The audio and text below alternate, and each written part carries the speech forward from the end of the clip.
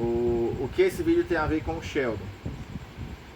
Tem o seguinte, todo ser humano, ele pode errar, todo ser humano ele erra. E o Sheldon nunca admitia que ele estava errado. Isso já faz com que ele estivesse errado, porque ninguém está certo 100% das vezes. Por exemplo, não era com o Sheldon, era com o professor. Quando ele corrige o professor, e o professor ele não queria admitir que estava errado. Só que no final ele admite, porque ele queria passar essa lição para ele, que ninguém está certo 100% das vezes, que foi o caso do professor, né? Ele foi corrigido pelo aluno e tal, e mostra que ele mesmo sendo professor, ele tem o direito de errar, entendeu? Ninguém, como eu falei, ninguém está certo 100% das vezes. O espelho tem duas faces. Uma coisa que mostra que ele é de exata e ela é de humana já é o fato dele ser professor de matemática e ela de literatura. Aí já mostra que eles são de exata e humanas. Mas para deixar mais claro ainda, uma cena que mostra que ele é de exatas é quando eles estão ainda no encontro, ainda antes de se casar e tal, no jantar lá, e ele só fala de números primos para ela. Ela fica tentando entender aquilo ali e tal, mas é complicado porque ela é de humanas. E ele não fala de outra coisa, só de números primos e tal. Isso deixa claro pra gente que ele é de exatas.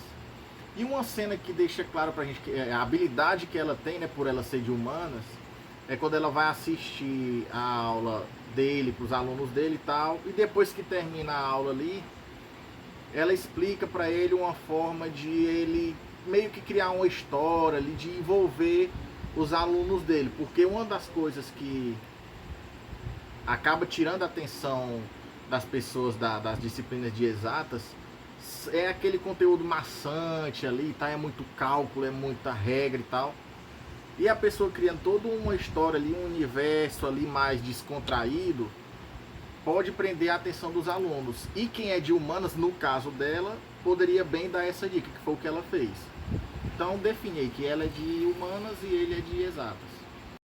Uma cena que eu acredito que seja essa, que é o seguinte, é uma cena que ele meio que está discutindo com a coordenadora, não sei, não me lembro se é coordenadora ou é professora, onde ele propõe eles fazerem ali o Exame Nacional de Matemática.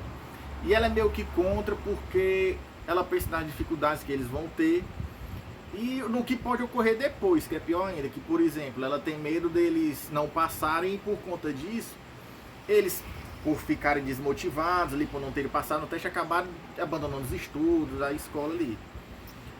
Eu acredito que se trata aí, no caso, do seguinte, da dificuldade que eles têm naqueles estudos, né? O que eles poderiam fazer para passar no teste dessa dificuldade, né? Que é o Exame Nacional de Matemática. Eu acredito que a cena que aborda bem isso aí é essa. Esse foi o preço do desafio. Esse é o próximo agora, a fórmula preferida do professor. Bem, em questão de viver o agora.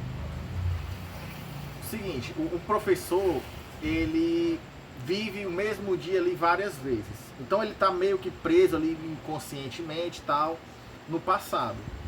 Porém, quando ele está com o meninozinho, o Raiz, que é o filho da empregada, ele se preocupa ali no viver o agora ali, viver o presente ali. Uma cena que fala disso aí é a cena que quando a mãe é chamada para buscar o menino, que ele foi visitar o professor sem autorização, e ela fala pra cunhada dela, pra cunhada do professor, no caso, que você tem que se preocupar em viver o agora, o presente. Ou seja, você tem que parar de se preocupar com preocupações futuras ou se prender a coisas passadas. A gente já tem tão pouco tempo aqui na Terra. Então você tem que aproveitar e viver o momento ali. Você não pode... É até uma coisa que não tem nada a ver com o filme, mas eu acredito que se encaixa perfeitamente bem. É o seguinte, quando você vai para um show, né, de uma banda que você gosta e tal, ou vai para um teatro, alguma coisa, que você não presta atenção no show e fica com o celular gravando. Ali você não está vivendo o momento, você não está vivendo o agora, entendeu? Você está, sei lá, pensando em que coisas futuras eu vou deixar, usar aqui para deixar registrado. E é isso que o filme aborda, que você tem que viver o agora, não pensar em mais nada. É Matemática do Amor. Matemática do Amor, ele, pra mim ele tem vários erros, porém eu vou falar de só alguns aqui. Por exemplo, quando ele é apresentado a primeira vez para as crianças, você vê que ela não tem pulso firme, ela não consegue disciplinar as crianças. Ao ponto de chegar uma menina jogar uma bolinha de papel nela, o menino chega a apalpar o seio dela, né? Segurar o seio dela. Outra cena que mostra ali um erro dela, que é a falta de preparo. Por exemplo, quando as crianças chegam para falar para ela que elas estão, não, a gente está pronto para apresentar o trabalho. Ela, que trabalho? Não, o trabalho que a senhora pediu para a gente apresentar sobre números e coisas da natureza. E ela fica sem, ela nem se lembra desse trabalho, ela não tá totalmente perdida ali. Agora, para mim, o pior foi ela ter levado uma arma para dentro de sala de aula. Pô, ela levou um machado para uma sala cheia de crianças. Por mais que ela tenha tentado, né, disfarçar ali e tal, mas mesmo assim, ela levou uma arma para dentro de sala de aula. Para mim, isso aí foi o pior erro dela no filme. Um Laço de Amor. A gente nem sempre, quando a gente se torna pai, se torna mãe e tal, a gente toma decisões corretas. E duas cenas nesse filme aí que mostram isso são, por exemplo, na questão da Evelyn, a cena que mostra que ela privou a filha dela de ter uma infância, em troca dela desenvolver as habilidades de matemática dela. A menina não teve infância, ela vivia para estudar e estudava para viver. Isso é uma coisa errada, porque toda criança ela tem sim que estudar e tal, mas pô, tem que ter a infância dela ali, né? E uma cena que mostrou uma decisão ruim do Frank também, uma decisão errada, foi quando ele concordou com a mãe dele ali em relação ao acordo ali no júri de mandar a menina pro lar de adoção para que ela tivesse um ensino melhor, né? Que ela pudesse se dedicar às habilidades dela ali de matemática, que ela herdou da mãe dela essas habilidades de ser CDF, né? Essa facilidade com os estudos. E ele percebe depois que não tinha nada a ver, que tudo isso aí era só um jogo da mãe dele para que ela pudesse, da forma que ela privou a filha dela de ter uma infância, ela queria fazer a mesma coisa com a menina. Ou seja, no filme foram as duas cenas que mostrou erro dos dois lados.